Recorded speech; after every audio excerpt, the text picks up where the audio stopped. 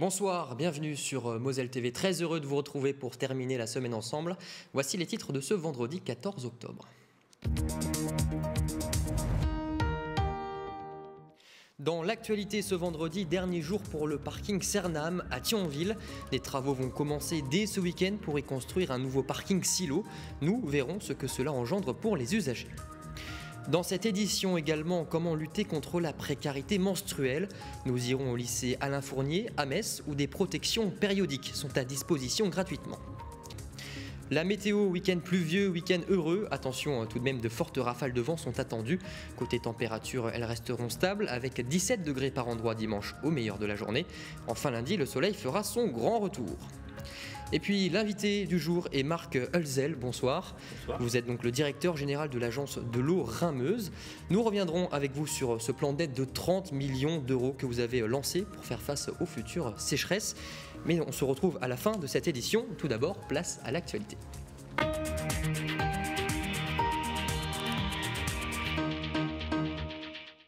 Si vous aviez habitude de vous garer au parking gratuit Cernam à côté de la gare de Thionville, eh bien à compter de ce soir, il sera inaccessible et pour cause, un nouveau parking en silo, payant cette fois, va être construit sur cet emplacement. Une nouvelle qui ne ravit pas les frontaliers habitués à fréquenter ce lieu de stationnement. Reportage Colline Expert. C'est la dernière fois que cette voiture se gare dans ce parking quelque peu vétuste. Depuis son ouverture il y a 3 ans, à la place de l'ancienne halle de la Cernam, ce site offre 350 places gratuites juste au pied des quais de la gare de Thionville. Mais à compter de demain, les travaux de construction d'un nouveau parking silo débutent. Les usagers, dont bon nombre sont frontaliers, comme Mehdi, vont devoir s'adapter. Je dois prendre ma voiture pour venir jusqu'à Thionville et reprendre le train et le tramway. Donc ça fait des trajets de 2 heures à peu près. Et là, le parking il va fermer. Ce qui veut dire que je dois me garer encore plus loin et ce qui va rallonger sûrement mon temps de trajet. On verra ce que ça va donner. Le futur parking de 21 mètres de haut comptera 720 places. Un projet à 12 millions d'euros financé par la ville, le Luxembourg et l'État. Et son objectif est de répondre aux besoins futurs. D'ici 2028, le nombre de passagers devrait doubler dans la commune. En attendant la construction et la livraison du parc de stationnement, prévu fin 2023, la mairie a ouvert un parking provisoire et oriente les usagers vers les alentours. C'est bien, ils nous orientent vers tous les parkings payants, donc tout est payant. Capucin est payant, parking de la République est payant, donc, et on est parti pour 1 an et demi de travaux où ça va être compliqué. Les parkings sont pleins, celui-là est saturé, donc il faut aller au fond, c'est saturé. Déjà qu'au fond il est amputé parce qu'il y a également des travaux. Donc je ne sais pas comment ça va se passer à partir de la semaine prochaine. Si l'incertitude règne chez les usagers, dont certains ne sont pas prêts à payer le stationnement pour se rendre au travail, le maire de Thionville assume sa décision. Nos amis luxembourgeois ont aussi dans leur salaire un avantage au niveau des transports qui est défalqué. Le fait de prendre un abonnement qui sera là aussi présent, qui ne sera pas exagéré, qui sera peut-être aux alentours de 50-60 euros par mois, pour avoir un parking ultra moderne avec des bornes électriques, gardé 24 heures sur 24. Moi, je regarde et j'appelle celles et ceux qui regardent et qui vont travailler au Luxembourg. Est-ce que vous garez aujourd'hui gratuitement au cœur de ville de Luxembourg? Je ne crois pas. Est-ce que vous garez gratuitement à la gare de Luxembourg? Je ne crois pas. La décision d'un parking payant permettrait de ne pas imputer le coût du parking, majoritairement utilisé par des frontaliers, aux Thionvillois. La ville espère aussi que les habitants utilisent davantage les modes de déplacement doux, avec notamment le bus à haut niveau de service, prévu pour 2026. Les frontaliers qui pourront se consoler avec le télétravail. En effet, un projet de loi de finances vient d'être voté par le Parlement français. Il va permettre aux travailleurs du Grand-Duché de télétravailler plus de 50 jours par an, et ce dès 2023. Pour rappel, la limite était jusque-là établie à 29 jours, une avancée donc très significative. Malgré des bénéfices records sur le premier semestre 2022, ArcelorMittal va renforcer le dispositif de chômage partiel sur certaines lignes pour le mois de novembre et de décembre. Selon les postes et les secteurs, entre 6 et 10 jours de chômage partiel sont imposés à tous les salariés. Une décision justifiée par une baisse de la demande en acier en Europe, mais également par l'augmentation des coûts de l'énergie. Les syndicats connaîtront les modalités précises de ce nouveau train de réduction de la production lors d'un CSE qui doit se tenir dans les prochains jours. À Cattenom, maintenant, près de 200 agents de la centrale nucléaire ont réalisé un barrage filtrant à l'heure de la prise de poste aux alentours de 6 h jeudi matin. Un blocage pour faire entendre leurs revendications, c'est-à-dire une augmentation de 8% des salaires. Cette action pourrait être reconduite dans les prochains jours. En moyenne, 20% des femmes sont touchées par la précarité menstruelle au cours de leur vie. Une femme sur 3 ne changerait pas suffisamment de protection ou utilise des moyens de fortune, comme du papier journal, du papier toilette ou de l'essuie-tout. Alors pour lutter contre ce problème de santé publique, la région Grand Est a décidé de mettre à disposition des protections périodiques gratuites. C'est le cas au lycée professionnel Alain Fournier à Metz. Explication Anne-Sophie Grosse. Bon alors du coup, comme c'est vide, je vais recharger. Christina est assistante d'éducation. 2 fois par mois environ, elle vient recharger les distributeurs de protection périodique. Serviettes, tampons avec ou sans applicateur, les jeunes filles de ce lycée professionnel ont accès gratuitement à ces produits d'hygiène. Une manière de lutter contre la précarité menstruelle. Ici, on a remarqué qu'il y en a beaucoup qui sont en difficulté un peu... du coup, niveau financier, tout ça, donc les parents n'ont pas forcément d'argent, même les élèves, du coup, et puis certains sont placés en foyer aussi, en internat, donc ils n'ont pas accès à ça. C'est une très très bonne démarche, du coup, que les lycées fassent ça. Marie-Lou est arrivée au lycée Alain Fournier au mois de septembre. Dans son ancien lycée, les protections périodiques étaient payantes. Il lui fallait débourser 1 € dans un distributeur pour obtenir une serviette. Alors quand elle a découvert les distributeurs gratuits, elle a tout de suite adhéré. Ça permet d'aider les filles qui n'ont pas les moyens d'en acheter, d'en avoir sans difficulté ou sans envoler. Si elle est gênée d'aller demander à une copine ou un adulte une serviette, elle peut venir ici en toute discrétion en tout cas. S'il n'y a personne là ou même dans les toilettes, il n'y a pas souvent de monde pendant les heures de cours. Elle peut y aller sans être gênée d'en prendre et sans que personne la voie. Le tabou des règles, un autre phénomène qui touche les jeunes filles. Alors qu'en moyenne, une femme aura ses règles 500 fois dans sa vie et utilisera entre 10 000 et 15 000 protections périodiques. Pour le proviseur du lycée, il était temps que les mentalités évoluent. C'est un phénomène physiologique qui touche 50% de la population mondiale à peu près. Et donc, ça doit plus être tabou. Et chacun doit pouvoir gérer ce moment de l'existence de façon la plus naturelle et la plus sereine possible. Et je pense que les élèves entrent dans cette démarche-là. Et on a l'impression que c'est plus les adultes qui sont encore avec un petit peu de réticence, avec un peu de gêne. Pour les générations actuelles, les adolescents actuels, on a l'impression que c'est plus naturel, c'est plus sain. Et ce dispositif de mise à disposition de protection périodique tend à se généraliser. En septembre dernier, la région Grand Est a voté le déploiement de nouveaux distributeurs de protection hygiénique dans les lycées. Cela concerne 20 000 lycéennes. Et tout de suite, notre rubrique grand format.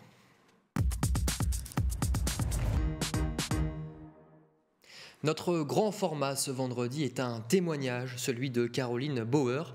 En 2017, à l'aube de ses 30 ans, on lui annonçait un cancer du sein. S'ensuit une vie qui bascule totalement. On l'écoute dans cette interview réalisée par Valentin Piovesan. On se demande si on va mourir. On tombe de très très haut. On se demande pourquoi nous.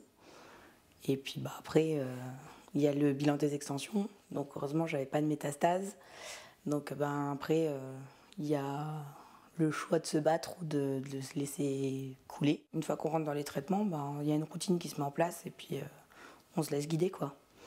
Puis le fait d'avoir la mastectomie, pour moi, c'était le fait d'enlever toute la maladie, quoi, toutes les tumeurs, enfin la tumeur en l'occurrence, et le risque que ça revienne, quoi. Dans mon cas, on a commencé par une chimiothérapie, après il y a eu l'ablation, puis après la radiothérapie.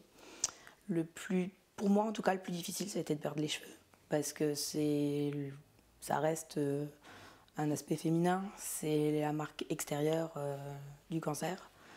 Après, de toute façon, comme on n'a pas le choix, entre guillemets, parce que soit on fait les traitements comme les médecins nous le disent, quoi, soit ça risque de partir un petit peu partout, de métastaser, et puis là, c'est un moins bon pronostic, quoi. Après, au niveau du cancer du sein, dans ma tranche d'âge, c'est beaucoup des cancers qui sont d'origine génétique. Du coup, on a un petit peu regardé dans ma famille et il s'avère que ça vient du côté de mon papa.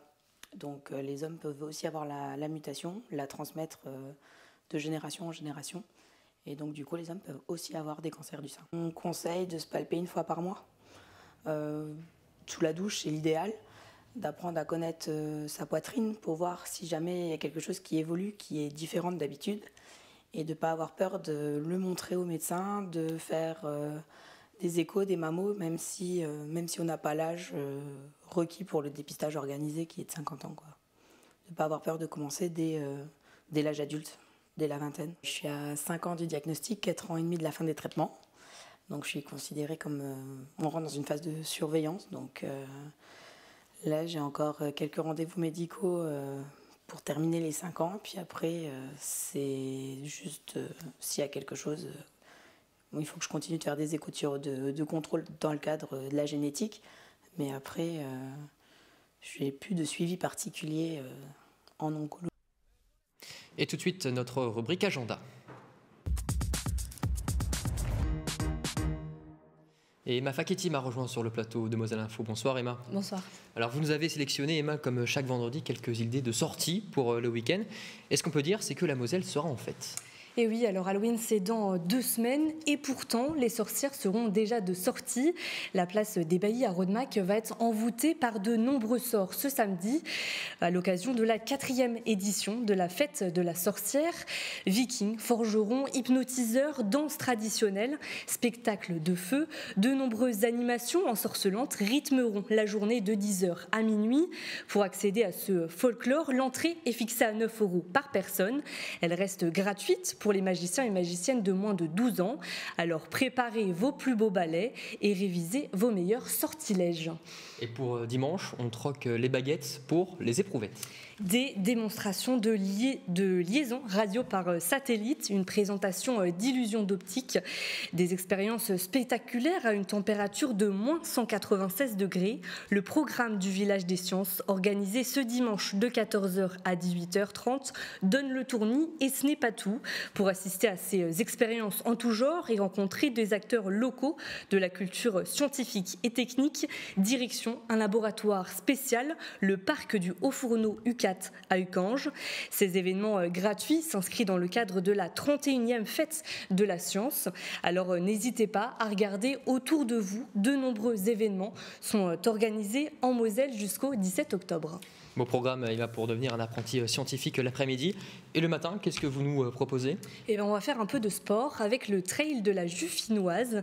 Pour cette 5e édition, vous avez le choix avec 3 courses nature. Pour les plus sportifs, un tracé de 18 km avec un dénivelé de 550 mètres. Pour les apprentis, un parcours de 8 km avec un dénivelé de 250 mètres. Et pour les enfants, une course de 1200 mètres. Départ prévu au parc de la mairie à Sainte-Rufine à partir de 9h30. Attention, aucune inscription n'est enregistrée le jour du trail. Vous avez jusqu'à ce samedi 15 octobre. Pour vous inscrire, rendez-vous sur le site gotiming.fr. Dernière activité, Emma, sélectionnée par vos soins. Là, tout le monde ne peut pas y participer. Et oui, alors éloignez vos enfants de l'écran puisque c'est un événement interdit aux moins de 6 ans, l'incontournable salon de l'érotisme Eros-Expo. Alors il y aura un peu de tout pour se faire plaisir, des shows, un espace shopping, un stand de prévention contre le VIH, mais aussi quelques nouveautés comme des ateliers de sexologie et une zone de show interdite aux moins de 18 ans. Alors pour passer un moment torride, direction le parc des expositions ce samedi de 14h à 1h et ce dimanche de 14h à 20h.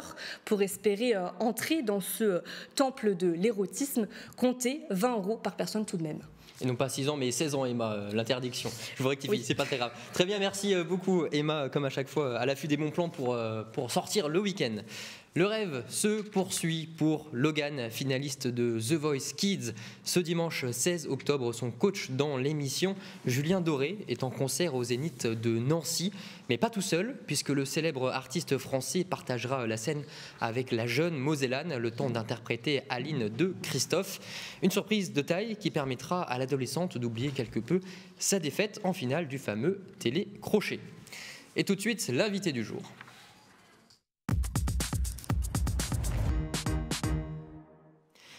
Et ce soir, je vous le disais, Marc Hölzel, directeur général de l'agence de l'eau Rhin-Meuse, est avec nous.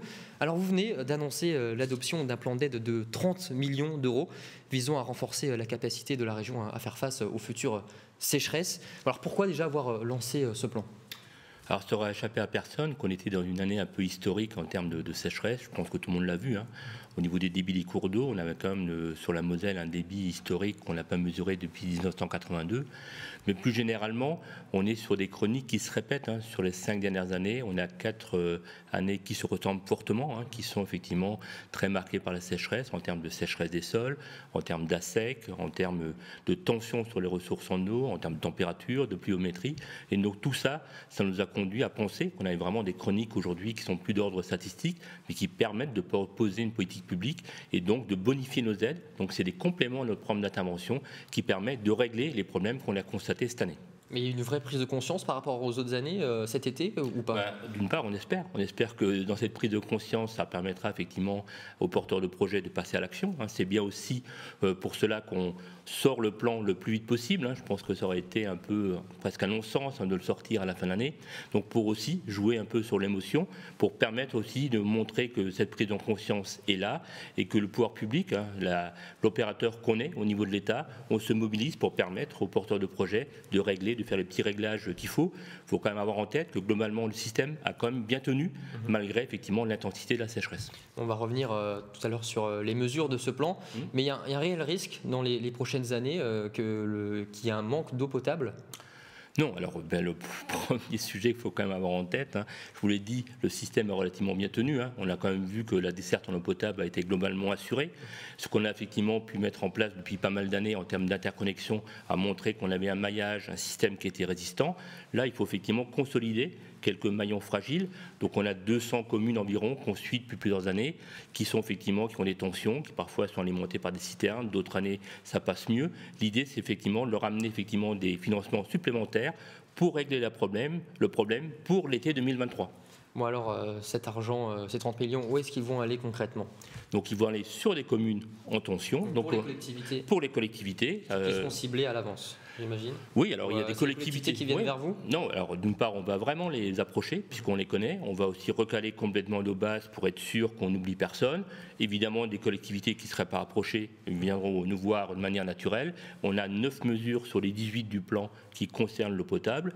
Une grosse partie sur ces communes en pénurie, mais on a aussi des mesures qui sont ouvertes à d'autres communes qui ont un peu moins de tension. On va ouvrir en mesure, par exemple, dans l'achat collectif de réserves de stockage d'eau pluviale, on a pu voir effectivement que c'est une mesure qui marchait bien. Donc on a tout un panel de mesures. Alors vous en avez donné une, est-ce qu'il y en a d'autres que vous avez en exemple ? Je dis effectivement la recherche de fuite pour les communes qui sont en pénurie d'eau, la recherche de nouvelles ressources, les interconnexions de sécurité, l'information des populations. On s'est rendu compte que l'information des populations pouvait être améliorée. Donc on a effectivement 9 mesures sur la partie eau potable pour essayer de consolider le système. Et aussi des mesures pour les particuliers, il me semble. Oui, aussi pour les particuliers. Agriculteurs. Voilà. Alors, pour les agriculteurs, c'est une partie d'acteurs économiques un peu à part. On a des mesures pour le monde industriel qui sont assez similaires à ce qu'on a vu pour les collectivités. Travailler sur la sobriété, le recyclage, pour avoir moins de tension sur les ressources en eau. Et sur le monde agricole, ce qu'on s'est rendu compte comme effectivement étant le problème le plus prégnant cette année, c'est sur l'élevage. On a la vocation de l'établissement, c'est d'essayer de promouvoir les surfaces en herbe. On ne va pas avoir de surface en herbe si on n'a effectivement pas d'éleveurs pour porter effectivement une activité économique. Et donc là, c'est pour consolider les filières d'élevage qui se sont retrouvées en situation de fragilité par rapport à l'accès à l'eau. Vous parlez d'élevage. C'est vrai que vous allez aussi chercher des cultures moins gourmandes en eau, des solutions en tout cas pour réduire ça. Ça, c'est l'autre volet. Donc des petits stockages temporaires au niveau des élevages. Au niveau avec la profession agricole, c'est fait plusieurs années effectivement qu'on travaille sur de nouvelles filières plus résilientes par rapport aux besoins en eau, et au-delà effectivement de monter effectivement, de proposer des nouvelles cultures, il faut monter des filières économiques. Ça n'a pas de sens effectivement de demander à un agriculteur de changer de culture s'il n'a pas une filière économique qui lui garantit un revenu. Donc c'est bien effectivement toute cette chaîne-là qu'on va essayer de promouvoir dans le cadre de ce plan.